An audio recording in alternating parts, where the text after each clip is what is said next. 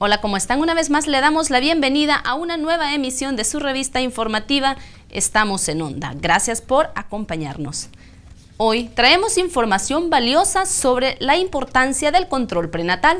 Además, un experto en materia psicológica nos dice cómo aprender a superar los complejos.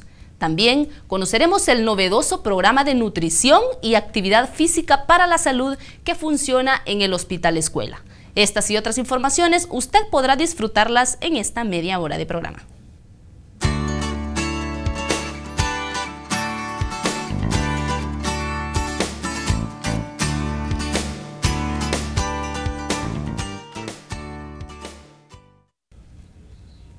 Comenzamos este segmento presentándole un informe que tiene que ver con la labor que realiza el personal del Departamento de Actividad Física para la Salud del principal centro hospitalario del país, quienes tienen como lema cero excusas y más resultados.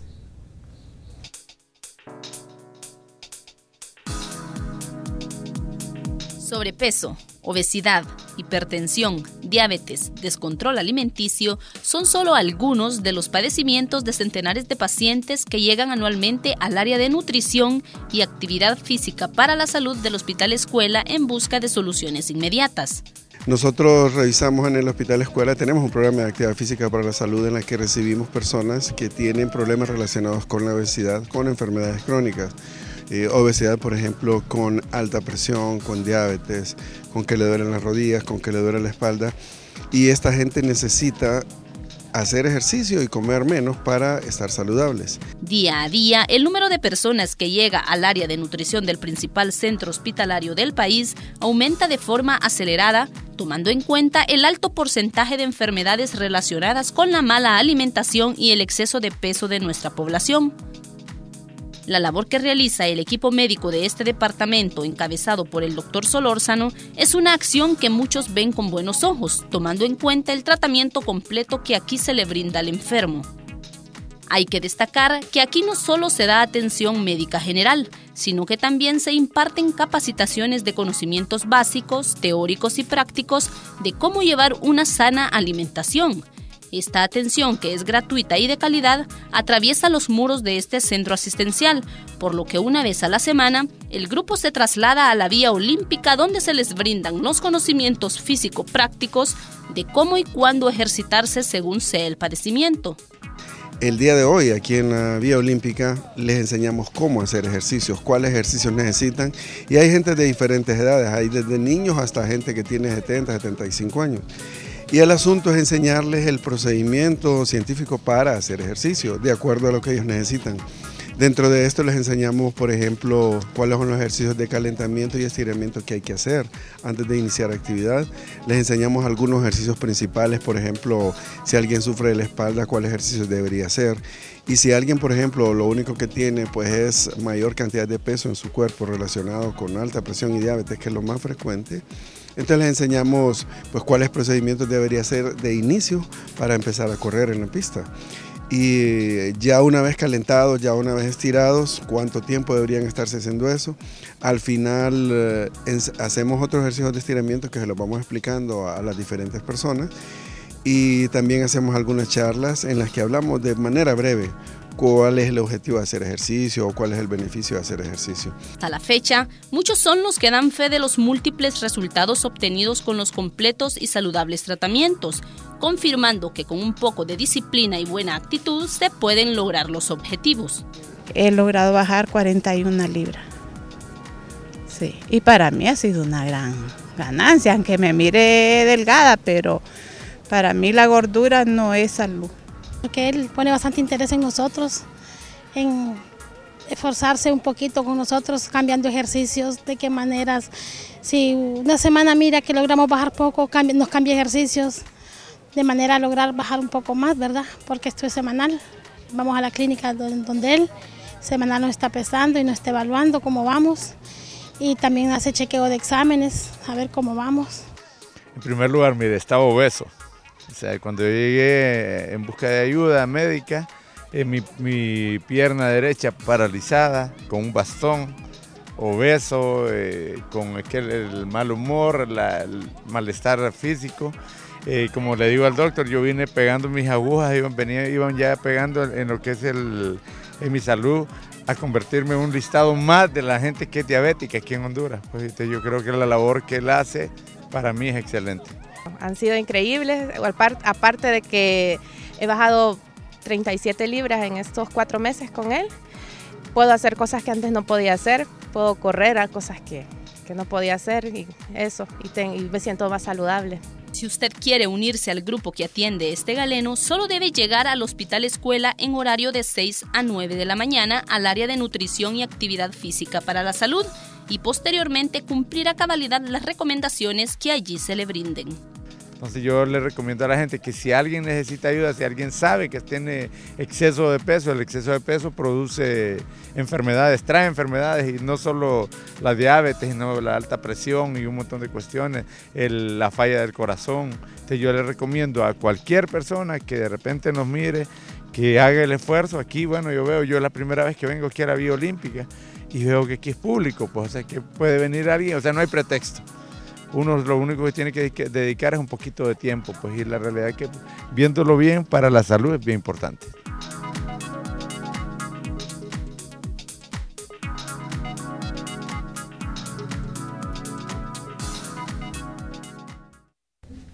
En esta área se atienden entre 25 y 30 personas diarias y pese a los padecimientos son distintos, el objetivo final es el mismo y es lograr mejorar la calidad de vida de los pacientes. Y ya que estamos hablando de cómo tener un cuerpo sano y saludable, queremos compartir con ustedes los beneficios de incluir en nuestra alimentación aquellos alimentos ricos en fibra. Veamos. Aunque ya es de conocimiento público que es bueno tomar alimentos ricos en fibra, es probable que muchos aún desconozcamos cuáles son sus beneficios para nuestra salud. Estudios recientes destacan que estos ayudan a controlar el estreñimiento, la diverticulosis y algunos tipos de irritación intestinal. Limpian el sistema digestivo manteniendo un colon saludable. Además, ayudan a reducir el riesgo del colesterol alto, enfermedades cardiovasculares, problemas de obesidad, hemorroides, algunos tipos de cáncer y el azúcar en la sangre. Todos los alimentos de origen vegetal tales como frutas, verduras, granos integrales, semillas y frijoles tienen fibras solubles e insolubles y cada una de ellas tiene diferentes efectos en el organismo. La fibra soluble la encontramos en los frijoles secos, los cereales como la avena, las habichuelas, el brócoli, las remolachas, pepinos, lechugas, yuca y los tomates. También en la linaza, en las naranjas, en las manzanas, las ciruelas, peras, las fresas, limones y zanahorias. La fibra insoluble se encuentra en el trigo, la coliflor, la piel de las frutas y en las hortalizas de raíz. Se debe tomar en cuenta que al añadir alimentos ricos en fibra a nuestra dieta se debe hacer en forma progresiva para que el sistema digestivo se adecue gradualmente a los cambios. Además, es necesario tomar mucha agua durante el día. Los expertos en nutrición aconsejan porciones moderadas de alimentos ricos en fibras para adultos. Se recomienda la ingesta diaria de entre 30 a 40 gramos.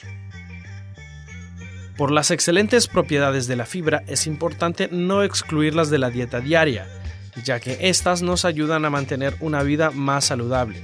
Sin embargo, su consumo no debe ser exagerado, pues este tipo de alimentos puede limitar la absorción de ciertos minerales importantes como el zinc, el cobre y el selenio, provocando deficiencias nutritivas en esos minerales en nuestro organismo. En otro tema, si usted es de las personas que ha luchado por superar algún complejo que ha marcado su vida y aún no lo ha logrado, a continuación el psicólogo Amílcar Valladares nos brinda algunas claves de qué hacer para superar este flagelo. El término complejo proviene del psicoanálisis y representa una forma de conducta y comportamiento que nos pauta una forma de ser. Los complejos son estructuras psíquicas que se forman desde muy temprana edad. El primero que estudió acerca de los complejos fue Sigmund Freud. Después otros teóricos como por ejemplo Carl Jung hablaron de estos como esencias muy cargadas de emotividad que hacen que una persona actúe de esa manera. Existe una variedad de complejos. Los más comunes son complejos de superioridad, que es cuando el ser humano se siente superior a todos y que lo puede todo minimizando a los demás. Y el complejo de inferioridad es la propia incapacidad de valerse por sí solo. Se sienten minimizados por los que están a su alrededor, creyendo siempre que todos son mejores que él, creando una estructura dañina y permanente en la adultez. Además, la psicología ha estudiado otros complejos como el complejo de Peter Pan, que hace referencia a adultos masculinos que siempre se comportan de forma infantil e inmadura. El complejo de Wendy, que define a algunas mujeres que asumen el rol de madre sustituta de su pareja, por lo que prefieren a personas totalmente dependientes que acepten y hagan lo que se les pide. El complejo de Superman, que es cuando algunos hombres desarrollan una supremacía física o mental por encima de otros, el cual es evidente en gimnasios y círculos intelectuales. El complejo de Edipo, que pone en evidencia a aquellos hombres que siempre se enamoran de mujeres mayores a ellos, estableciendo una emoción materna y donde sus intereses siempre difieren a los de su pareja. La mayoría de estos casos casi siempre se relacionan a causas similares, entre las que destacan las siguientes. Una, como les decía, la relación que tiene el sujeto con sus padres. Otra podría ser, por ejemplo, la forma en la que el sujeto se relaciona con niños de su misma edad. Algunas veces alguna experiencia que haya vivido un sujeto lo puede hacer que actúe siempre de una manera tal que no pueda defenderse de los demás, de los ataques de los demás.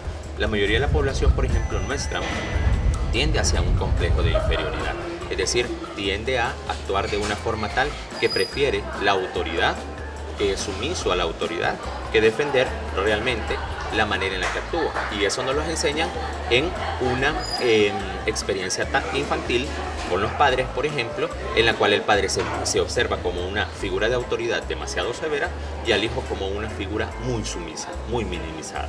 Entonces ahí aparece el complejo de inferioridad. Algunas veces la madre se vuelve demasiado sobreprotectora, demasiado cariñosa o demasiado indulgente con su hijo, y eso provoca que el hijo sienta la necesidad de que todos lo admiren y lo quieran, ¿verdad? Y eso produce un complejo de superioridad. Siente que todo lo que él hace está bueno, independientemente de las personas que se encuentran a su alrededor. Las personas que están a su alrededor tienen que aceptarlo tal cual es.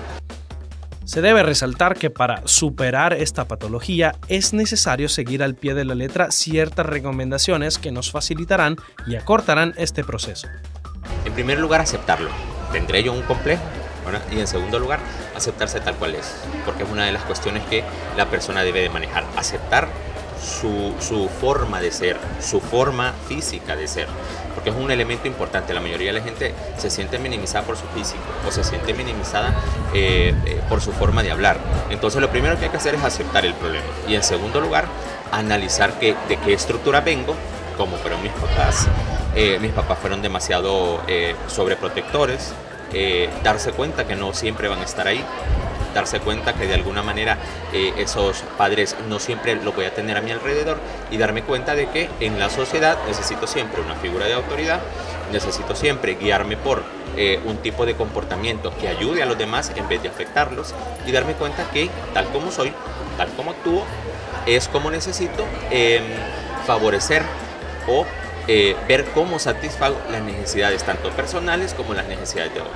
La psicoterapia es importante, pero la psicoterapia tendría que ser muy larga, porque para manejar un complejo tendríamos que regresar a las etapas anteriores de nuestra vida, es decir, analizarlas para que podamos entender lo que nos pasó y poder sobrellevar esta situación. Yo creo que lo importante es empezar a incrementar más nuestras cualidades, satisfacer nuestros deseos siempre y cuando no afecten a los demás, de una forma tal que empecemos a minimizar esas partes que nos provocan algún tipo de tensión.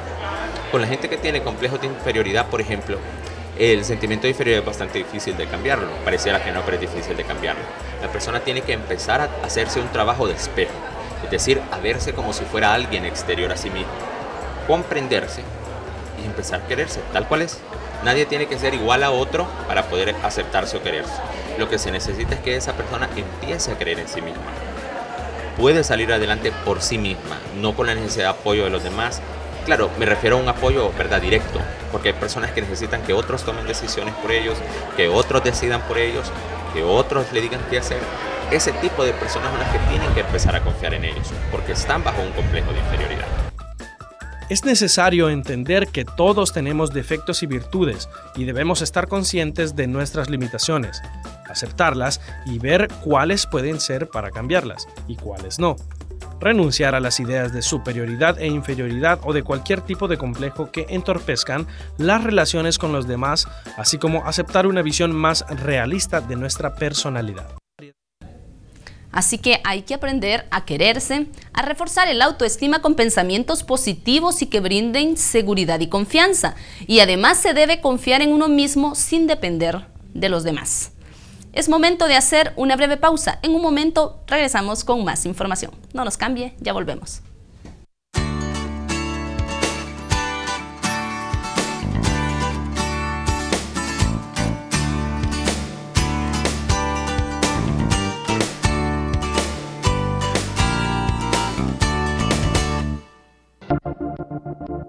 Mi ciudad, llena de colores y contrastes, tantas decisiones, tanta diversidad, tanto dolor y tanta alegría. Sin tolerancia no existe paz. Solo con la unión de tonalidades y notas en armonía es que se crea una obra maestra.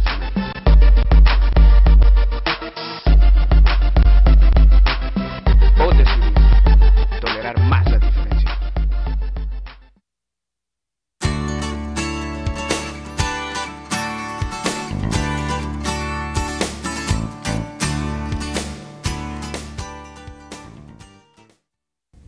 Gracias por seguir con nosotros. A continuación, el doctor George Fraser nos dice por qué es importantísimo que las futuras madres cumplan al pie de la letra su control prenatal.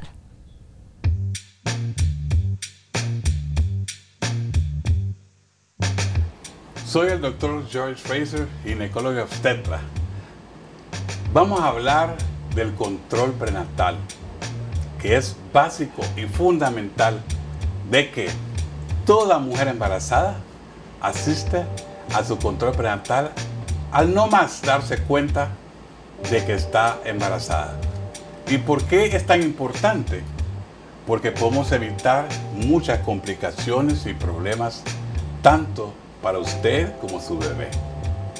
Al momento de asistir a la primera consulta, pues entra en confianza con su médico, enfermera, obstetra que lo va a atender.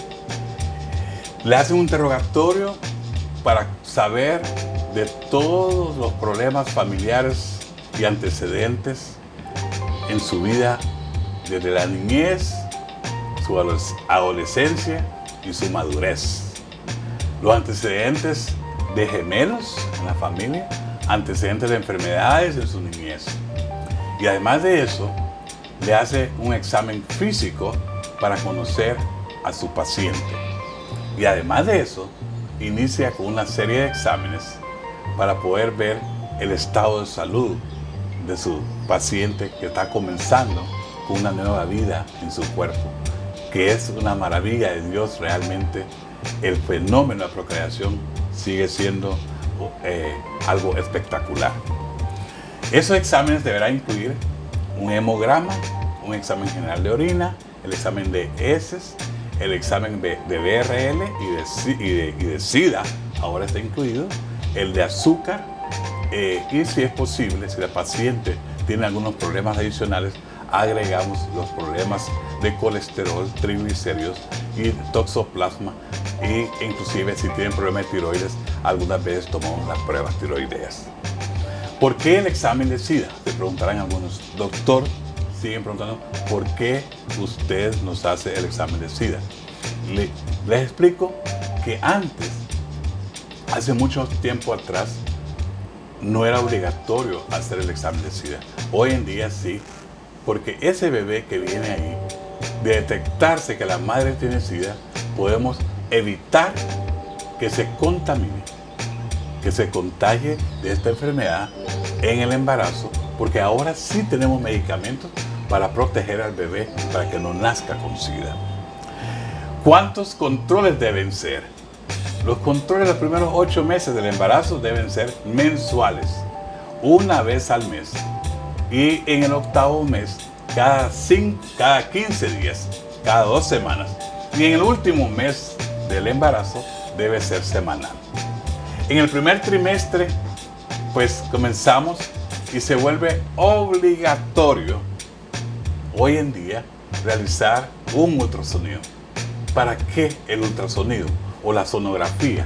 Poder ver cómo está ese bebé, si se formó adecuadamente, si está dentro de la matriz, si la placenta está ahí, si está completo, si viene su cabecita, su cuerpecito, sus manitas. Es casi obligatorio. Y poder saber si la fecha de la última regla que dio la paciente corresponde con el tamaño del bebé.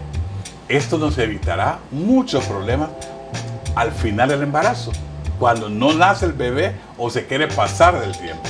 Nosotros podemos estar seguros, no, yo tomé un control de ultrasonido y estoy seguro que esta paciente ya debería haber nacido este bebé. Mientras si no lo ha hecho, se vuelve difícil y comenzamos a elocurar muchas veces sin estar seguro si este bebé realmente se está pasando el tiempo normal o no. En el siguiente, cuando se sienten los movimientos del bebé. Algunas pacientes dicen que lo perciben al primer mes. No. Al verlo por ultrasonido, nosotros vemos que se mueve el bebé. Pero usted no va a percibir su bebé hasta los 4 meses y medio a 5 meses del embarazo. Es cuando la madre comienza a percibir los movimientos del bebé.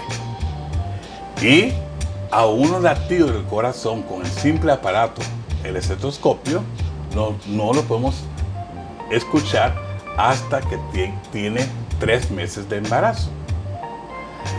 Y al cumplir los 5 meses, es cuando entonces comienza a moverse el bebé y cuando también con un ultrasonido podemos determinar el sexo.